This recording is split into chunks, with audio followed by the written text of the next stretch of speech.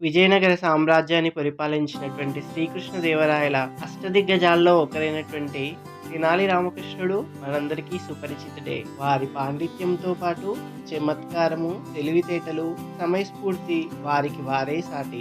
అటువంటి మహానుభావుడి యొక్క కథలు కొన్ని మనం తెలుసుకోవడం ద్వారా మనలో కూడా సమయస్ఫూర్తి, తెలివితేటలు కొంత అబ్బుతాయి. మన ముందు తరాల వాళ్ళకి, మన పిల్లల్లో కూడా అలాంటి సమయస్ఫూర్తి పెరుగుతుంది అన్న సదుద్దేశంతో ఒక చిరు ప్రయత్నం చేస్తున్నాను. మరి మీరందరూ సహకరిస్తారని, మన ఛానల్ ని సబ్స్క్రైబ్ చేసుకుని నన్ను ప్రోత్సహిస్తారని ఆశిస్తున్నాను. మన రామకృష్ణుని చిన్నప్పటి నుంచి ఊర్లో రామలింగ అని పిలిచేవాళ్ళు. చమత్కారానికో లేక పిలవడానికి ఈజీగా ఉంటుందనో తెలియదు కానీ తనని రామలింగ అనే పిలిచేవాళ్ళు ఊర్లో వాళ్ళందరూ కూడా. ఈ మన రామలింగడు తన తల్లికి చాలా సహాయం చేస్తూ చక్కని విద్యా బుద్ధులతో పెరిగి పెద్దవాడవుతాడు. అలాగే వివాహం చేసుకుని గృహస్థుడు కూడా అవుతాడు. ఒక సందర్భంలో ఆ ఊర్లో ఉన్నటువంటి పండితుడు తెనాలి రామకృష్ణుడి కాళ్ళపై పడి, రామా, నువ్వే నన్ను కాపాడాలి, నువ్వే నాకు దిక్కు అని చెప్పి లబో దిబోమని మొత్తుకుంటాడు. ఏం జరిగింది అని రామకృష్ణుడు అడగ్గా, జమీందారు నన్ను పిలిచి జాతకం చెప్పమని అడిగాడు.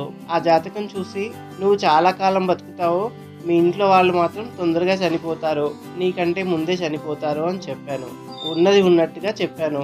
అది విన్న జమీందారు తన పని వాళ్ళతో చెప్పి నన్ను కొట్టించడానికి సిద్ధమయ్యాడు. ఇందులో నా తప్పేముంది, ఉన్నది ఉన్నట్టు చెప్పాను కదా అని అన్నాడు పండితుడు. ఆ పండితుడికి రామకృష్ణుడు ఏదో ఒక రహస్యం చెవిలో చెప్పి ఆ జమీందార్ని కలుస్తాడు. కోపంలో ఉన్న ఆ జమీందారు ఈ పండితుడిని తెగ తిడుతూ ఉంటాడు. రామకృష్ణుడు వెళ్ళగానే ఇంట్లో వాళ్ళందరూ జబ్బు చేసి చనిపోతారని చెప్పాడు, శాంతి చేయాలి అని చెప్పి ఆ జమీందార్ టెన్షన్ పడుతూ ఉంటాడు. ఆ ఆచారి చెప్పింది అంతా అబద్ధం. బృహస్పతి వరం పొందిన ఓ సిద్ధుడు చెట్టు కింద కొలువు తీరాడు.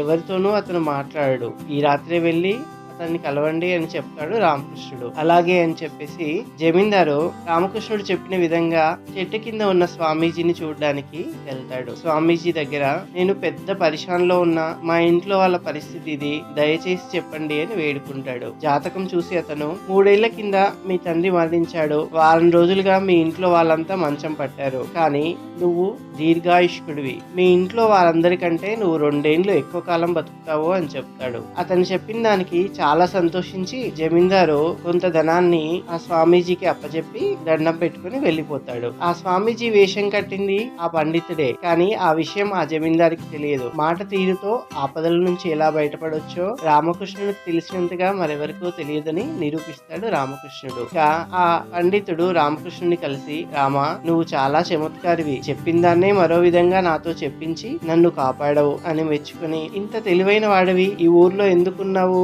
నువ్వు రాజసభకి వెళ్ళి ఉండాలి, ఎందుకు ప్రయత్నించకూడదు అని చెప్తాడు. ఆ ఆలోచనతో మన రామలింగడు భార్య సీతను తీసుకుని విజయనగరం బయలుదేరుతాడు. తర్వాత ఏం జరిగిందో నెక్స్ట్ వీడియోలో చూద్దాము. మరి తెనాలి రామకృష్ణుడికి ఉన్నటువంటి సమయస్ఫూర్తిని మనలో కూడా పెంచుకుని మన పిల్లలకు కూడా తెలియజేయాలి అంటే వెంటనే మామయ్యతో సరదాగా ఛానల్ ని సబ్స్క్రైబ్ చేసుకుని సరదాగా ఎన్నో కథలు, మరెన్నో తెలుగులోని తీయదనాలు తెలుసుకుందాం రండి. ధన్యవాదములు.